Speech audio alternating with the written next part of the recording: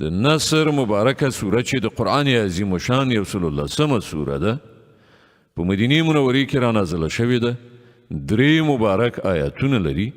تلاوت او پښتو ترجمه یې له لومړي آیت څخه اورئ بسم الله الرحمن الرحیم د الله په نوم چې ډېر زیات مهربان پوره رحم لرونکی دی اذا جاء نصر الله والفتح ورأيت الناس يدخلون في دين الله أفواجا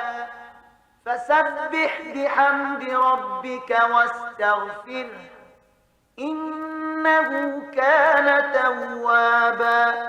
کله چې د الله مرسته راشي او برای در په برخه شي او ای پیغمبره ته وګوري چې خلک ډلې ډلې د الله په دین کې داخليږي